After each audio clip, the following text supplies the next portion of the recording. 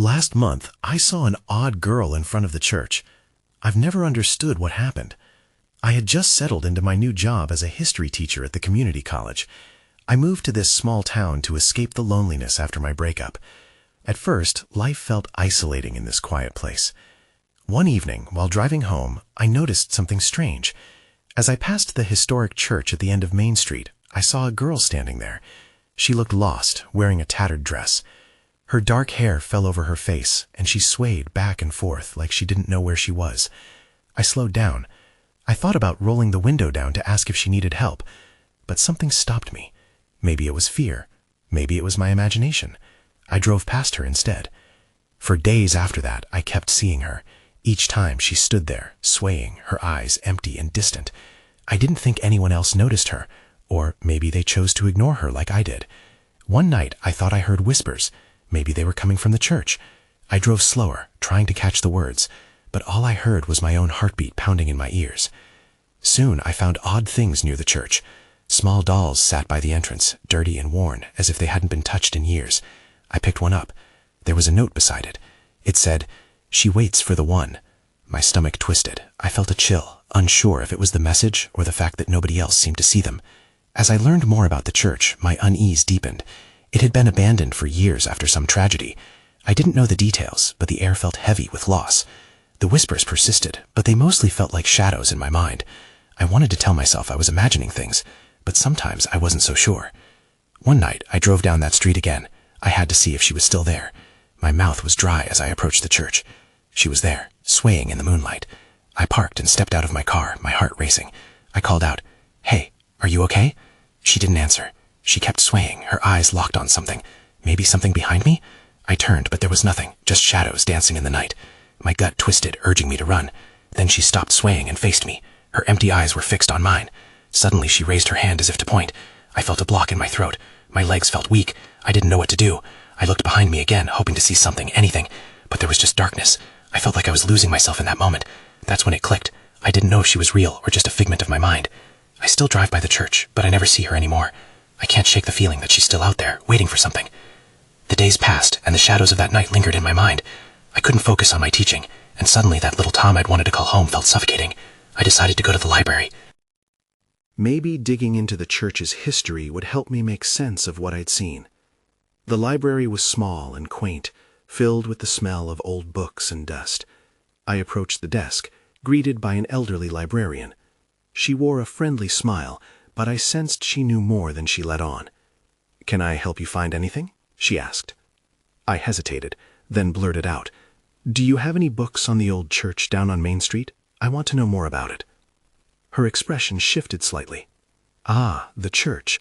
It has quite a history. You might want to check the local archives." She handed me a key and pointed to a small door in the corner.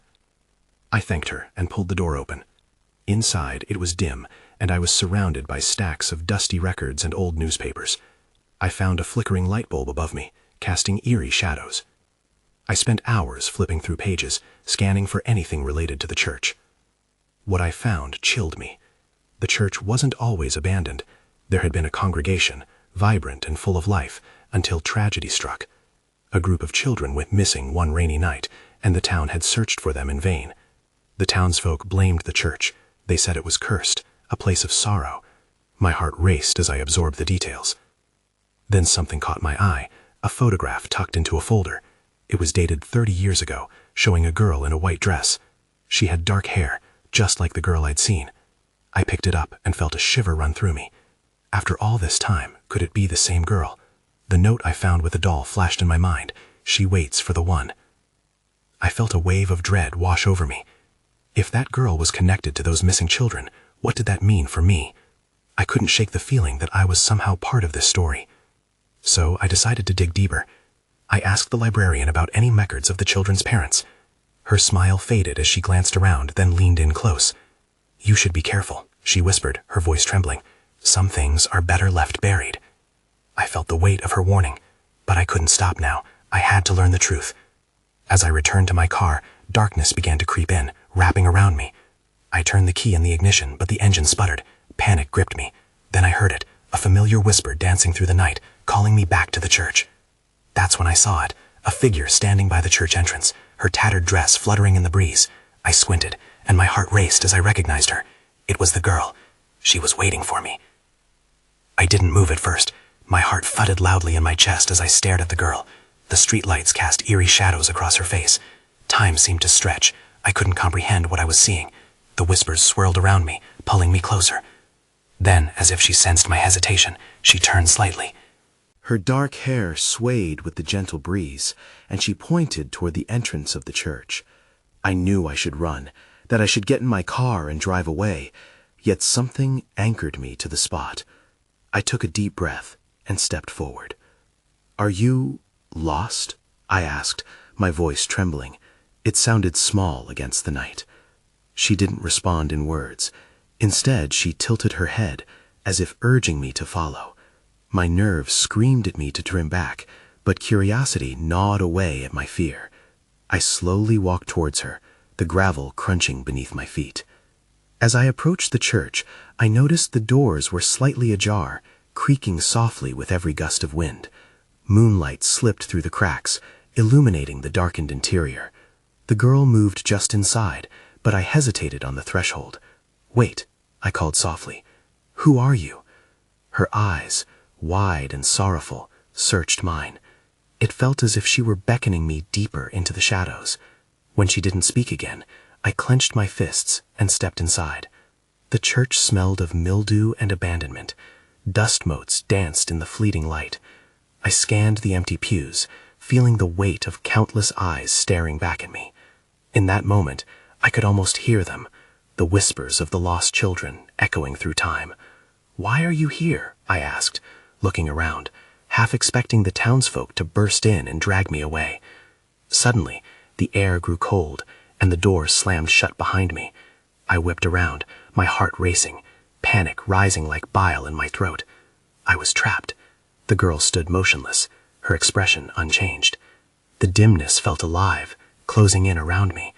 Just then I noticed something on the altar, a small, weathered box. Its presence felt charged, both alluring and forbidding. I took a cautious step toward it, drawn by some unseen force. The girl's gaze never left me. "What's in there?" I whispered, half expecting an answer, but she remained silent. I reached the altar and reached for the box, feeling the chill radiate from it. My fingers hesitated over the latch. Was I ready to know? I recalled the librarian's warning and the words on the note. "She waits for the one." Was I the one? With a deep breath, I unlatched the box. Inside was a collection of items, worn photographs, small toys, and a piece of fabric that looked like a dress. My breath caught in my throat as I recognized it. The fabric was eerily similar to the one the girl wore. As I leaned closer, everything around me dimmed. The girl stepped forward, her form flickering like a candle. Then I heard it, a faint sob, coming from everywhere and nowhere. The air thickened, and the whispers grew louder. I had crossed a line I couldn't uncross. That's when the lights went out, plunging the church into darkness. I stood frozen, engulfed by the darkness. My pulse hammered in my ears, drowning out the sobs that seemed to echo all around me. I was completely blind, disoriented, and the girl was still there, a dark figure I couldn't quite grasp. "Hello?" I called out, the quiver in my voice betraying my fear. Her silence hung in the air like a weight. I reached out tentatively, my hands brushing against the cool, rough wood of the altar. I strained to see, but the darkness pressed against me, making me feel vulnerable and exposed. I took a step back, trying to regain my bearings. Suddenly, a flicker of light caught my eye. I squinted toward the source. It was a candle on the altar, glowing to life, illuminating the boyish features of the girl who appeared rooted in place. The candlelight danced around the room, casting long shadows that stretched across the walls, and for a brief moment I thought I saw faces among the shadows, each one sorrowful, each one a whispered reminder of the past. "Why did you bring me here?" I whispered, more to myself than to her. The sadness in her eyes shone brighter than the flickering flame, and she gestured toward the box I had just opened. It was still there, lying invitingly, but now it felt like a trap. I forced myself to approach again, driven by an invisible force. The candlelight revealed more contents inside. A small, weathered notebook lay beneath the toys.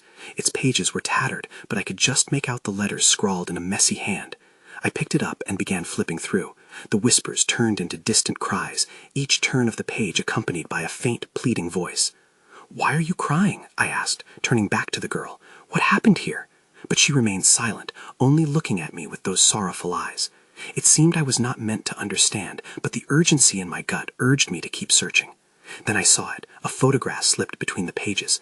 It was a picture of children, their faces bright and smiling, a world away from the mourning I felt now. One boy, standing at the back, looked strikingly familiar. My heart skipped. It was the same face I had seen in town just days before. "Who are they?" I breathed, the weight of realization pressing down upon me. In that moment, I felt something move behind me. I spun around, breath hitching in my throat. In the shadows, a shape loomed closer. It was more than just the girl. It was as if the darkness itself had taken form. "You need to go," the girl whispered finally, her voice urgent and filled with desperation. A chill crawled over my skin. I glanced back at the photograph, then at her. "What do you mean?" I stammered. The shape in the shadows drew nearer, a dark figure that stretched into shapes I couldn't comprehend. "Run!" she cried out, but the command sent me into a paralyzing fear. My instincts warred with my curiosity. That's when I realized the whispers I had heard before were growing louder, spinning a tapestry of sorrow that reached into my very core. Before I could react, the figure lunged, its shadowy tendrils wrapping around me. Panic surged inside, and I bolted for the door, fumbling blindly in the dark. The weight of all those lost children pressed against me, and I couldn't tell what was real anymore. Just as I reached the door, I felt the girl's icy grip on my wrist. "Don't open it!" she screamed. "You don't know what's waiting for you outside!" The door rattled, and I knew I had only one option left. But would I dare take it? I took a deep breath, the air thick with tension. The girl's grip tightened on my wrist, and I felt the sharp reality of her fear. She didn't want me to step outside. But the shadow behind me was far more terrifying. My heart raced. I needed to make a choice. "Then what do we do?" I asked, urgency spilling from my words. The candle flickered wildly, and I couldn't shake the feeling that the darkness was stretching closer, eager to consume me. She hesitated, her eyes darting to the altar. "We have to find a way to turn it back," she said, her voice trembling. "They're trapped, and it's my fault." Trapped? The words sank in. It was more than just my predicament. It involved these forgotten children whose cries filled the air around us. "What does that mean?" "The box," she gestured weakly with her free hand. "It keeps their souls bound. If we can close it, we can set them free." A chill shot through me. My stomach twisted at her words. "But the shadow, it wants the box," I whispered. "What if it won't let us?" With a determined nod, she pulled me close. "It'll want to keep you here, but you're strong. We can do this together." Stronger than what? I thought, uncertainty creeping in. But I felt something shift in my chest, a flicker of resolve. Together, we might stand a chance. I turned back to the altar, my heart pounding against my ribcage.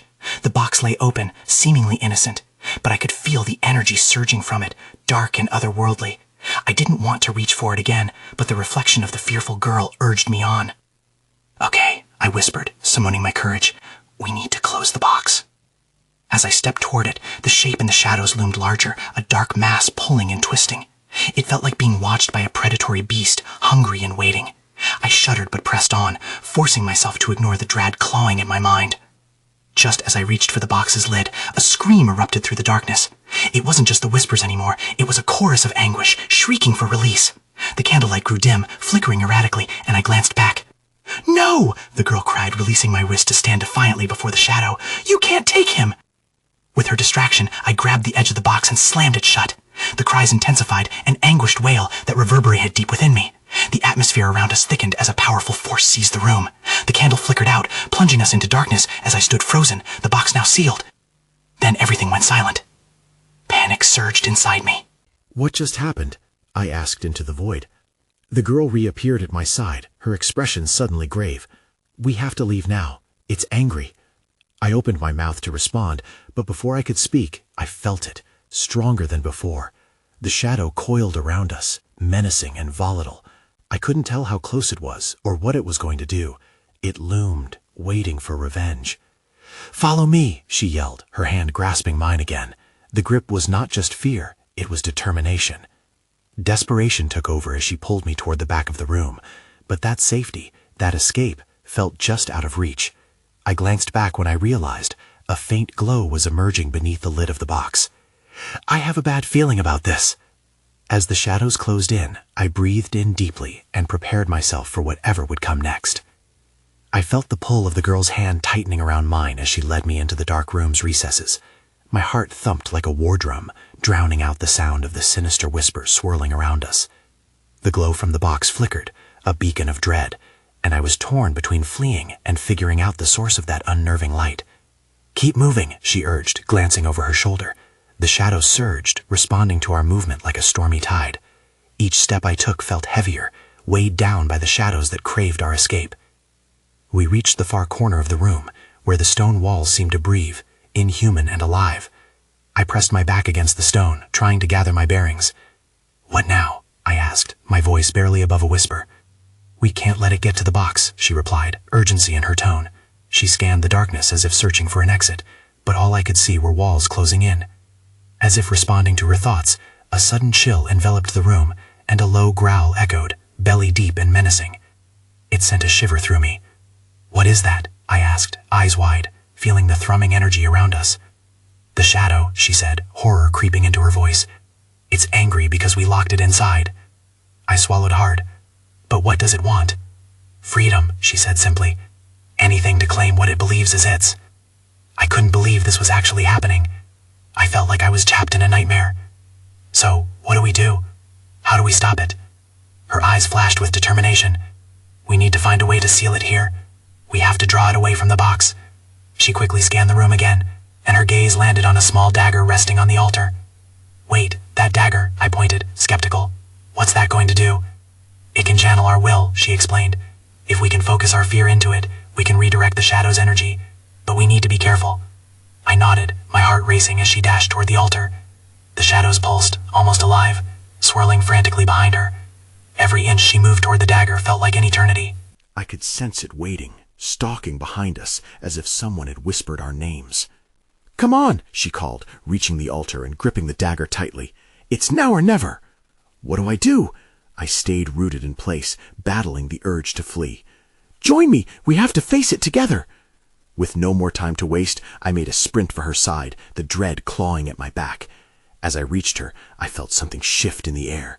The shadows surged forward, choking the light from the room like a predator finally closing in on its prey.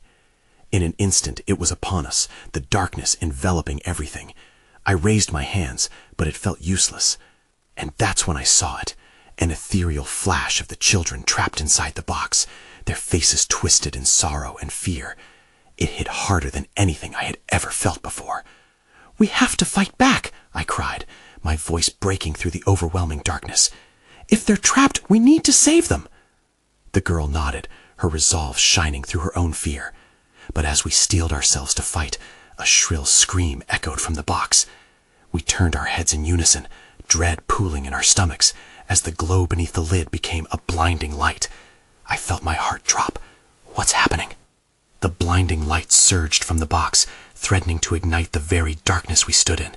I shielded my eyes with an arm, but I still felt its heat pressing against me. "What is that?" I yelled, panic setting in. "That's the power of the children's souls," she shouted back, desperation in her voice. "We need to act fast."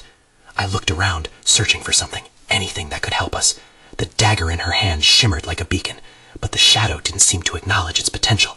It moved like liquid night, slithering toward us, undeterred by the plates of light. "Grab the dagger, focus your fear on it," she urged, urgency in her eyes. Her grip tightened around the hilt, steering its point toward the encroaching darkness. I hesitated for a fraction of a second. What could I possibly do against something that felt so powerful? But then, as the chilling growl resonated again, deep and menacing, anger surged within me, a protective fire against that darkness. I stepped closer to her, reaching for the dagger. Just as my hand brushed the cold metal, the glow from the box pulsed and shifted. I could see it now, a swirling mass of pale faces, their mouths open in silent screams, and their wide eyes filled with anguish. It fueled my resolve. "We can do this," I said, feeling a flicker of hope break through my fear. "Together." With a swift movement, she handed me the dagger. The moment I held it, I felt a connection, a wave of energy pulsing through me. The shadow recoiled for a moment, as if aware we had found our strength. "Now aim it at the shadow. Focus on the light from the box," she instructed, her voice growing steadier. Taking a deep breath, I lifted the dagger, channeling all my fear and sorrow into a single thought: the children inside. They deserved to be freed. As I concentrated, I saw their faces clearer, their cries resonating in my mind. Suddenly, the room exploded with an intense brightness. The dagger glowed, casting sharp beams of light that sliced through the heavy darkness. I realized that this was our weapon against it. "This is it," the girl shouted, and began chanting words I didn't understand. They vibrated in the air, resonating with the light from the box.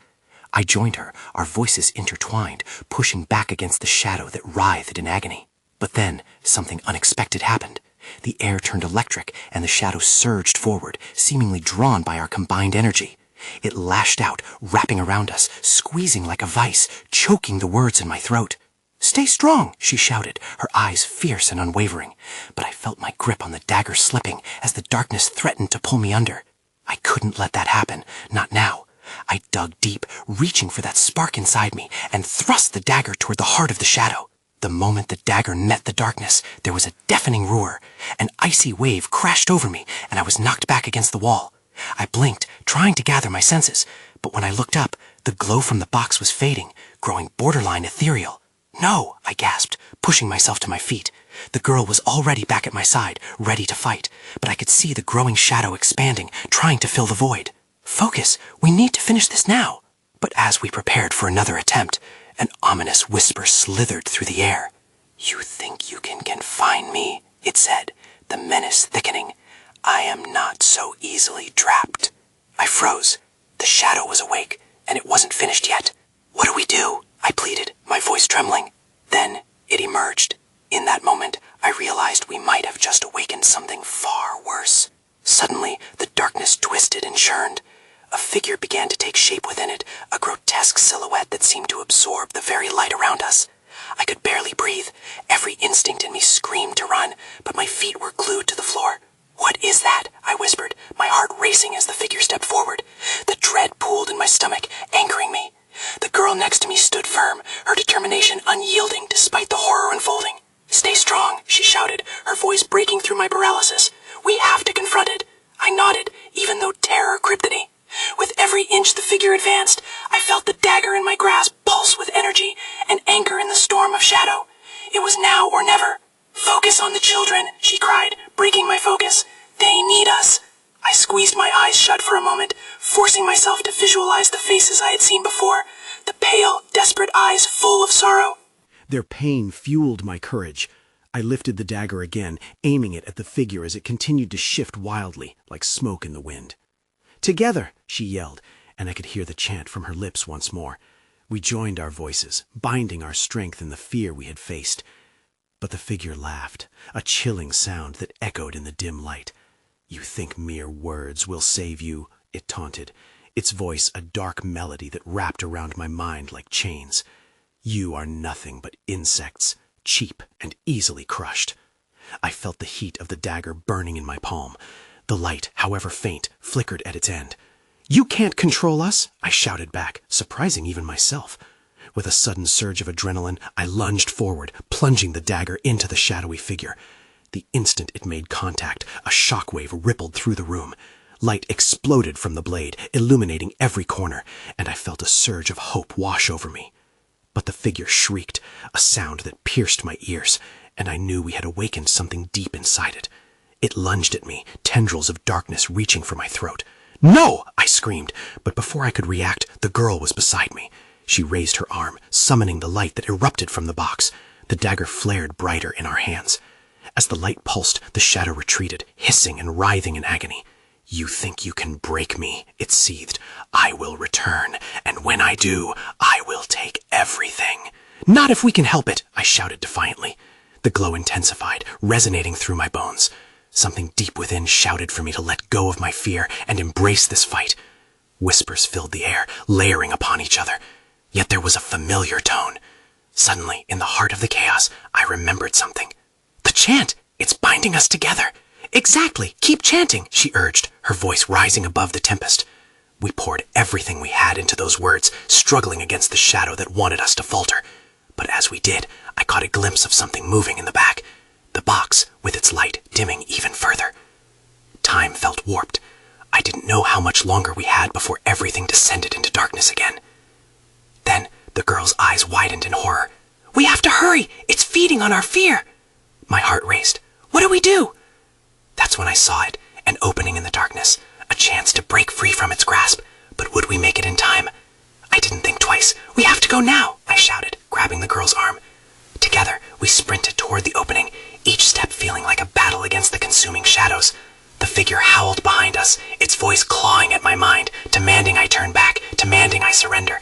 "I can't look," I gasped, forcing myself to focus on the glowing exit. "Keep moving."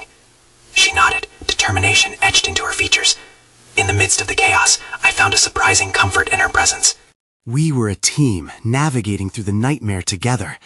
As we reached the edge of the darkness, a blinding light erupted, forcing us to shield our eyes. I felt the dagger hum in my grip, resonating with the energy around us. The box was losing its light fast. It needed our strength. "We need to chant again," I yelled, trying to drown out the sound of the shadow's wrath. But the girl hesitated, her eyes darting to the now vanishing figure. "We can't let it escape." "No, but we can't let it consume us either," I urged. The box was flickering, its intensity dropping dangerously low. If we don't hurry, there won't be anything left. I could sense the panic surging in her. "Okay, let's do it."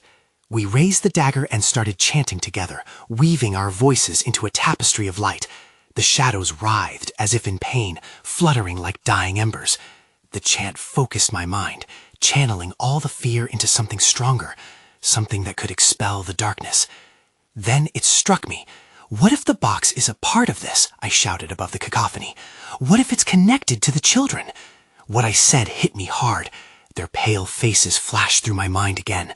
"We need to harness the light," I cried, desperation flooding my voice. "There must be a way to save them." The girl shot me a glance, her worry palpable. "But how?" "Maybe the box is a key. It has to have a purpose," I insisted, my mind racing. "If we can solidify the light, maybe it can break the hold the shadow has over us, over everyone." With new determination, we began to shift our chant. The words transformed, intent building like thunder around us. The dagger pulsed in synchronization, sending luminous beams spiraling into the depths of the darkness. It shuddered and shrieked, the twisted figure reeling from our unified force. "You think you can claim me," it hissed, faltering, the remnants of its form flickering like a dying flame. "You are fools!" "Maybe," I said, fighting to maintain my voice steady, "but we will fight for them." Suddenly, the box glimmered, casting a radiant light that pushed against the darkness tightening around us. I felt the energy crackle in the air, an awakening. But just as hope surged, the shadows clawed back. They reached toward us, desperate and angry. I felt a shiver of fear replace the strength I'd felt moments before. "It's still coming for us." "We can't give in," the girl shouted. "Not now." Then everything went dark. The box sputtered, the light dissipating rapidly. Panic set in as I realized we might not escape at all. "What do we do now?" I couldn't see her, but I could hear her breathing, rapid and uneven. "We keep fighting. We're not done yet." Before I could respond, a faint whisper swept through the darkness, something urgent calling from beyond. It was familiar. I strained to listen, trying to make sense of the shadows that enveloped us. "Can you hear that?" I finally asked, dread mixing with curiosity. And then came the realization. I wasn't just hearing whispers. I was hearing their voices. The children were still with us. There was still hope, if only we could connect with them. The silence that enveloped us felt oppressive, yet amidst the chaos, I could sense the children's spirits pushing against the darkness, their cries threading through the shadows like a lifeline. The air shimmered with the weight of their sorrow, mingling with our fear in a strange amalgam of heartache and resolve. "We have to call to them," I said, my voice trembling but determined. "We need to connect with them." "Right," the girl replied, her own fear being replaced by a fierce resolve. "If we can reach out to them, we can channel their energy." We took a deep breath, locking eyes, my heart thumping louder than the shrieks of the shadowy figure that writhed in defiance behind us. "For the children," we said in unison, and our voices rose to fill the void. We began to chant their names, weaving in the stories I knew, stories of joy and laughter that would spark the flicker of hope hidden deep in the dark. The darkness convolved, the figure rearing back as if struck. "No," it hissed, its voice a chorus of rage. "You cannot save them." "Yes, we can," I shouted back, emboldened. The girl gripped the dagger tightly, its blade pulsing with light. I could feel the energy building, our collective courage igniting the darkness around us. "Feel their presence," she instructed, her voice sharp and focused. "Embrace them. Let them join us." I closed my eyes, memories flooding my mind. Laughter, whispers of secrets shared between friends, the innocent joy of childhood without fear. I could see flashes of their faces again as we chanted, brighter than anything I had ever witnessed. The light from the box began to flicker back into life, swelling with ethereal brightness, echoing the feelings of connection we were crafting. "Together," she beseeched, and I could feel the power of their spirits amplifying our resolve. "Let them be free. We are stronger than you." As our voices crescendoed, the shadows quivered, and I felt the air become electric. "You'll regret this," the dark figure spat as its form began to shift, the faces of the lost children emerging from its depths, twisted in anguish. "Stay with us," I shouted, directing my energy into the dagger while focusing on the faces of the children. "You deserve to be free." In that moment, something shifted within the darkness. It thrummed with rage, swirling violently as if ready to lash out at us. But we pressed on, inching closer to that luminous light we had awakened. "Open your hearts," the girl shouted, holding the dagger high, as we projected all our strength and hope into a singular thought: freedom for the lost. The dagger erupted in radiant brilliance, enhanced by the connection we nurtured, tearing through the shadows with a searing light.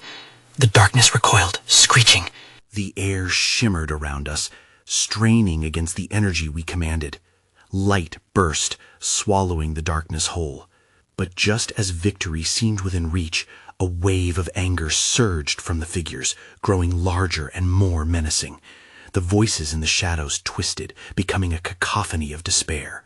"You cannot escape," it screamed, the landscape shifting as shadows filled every corner.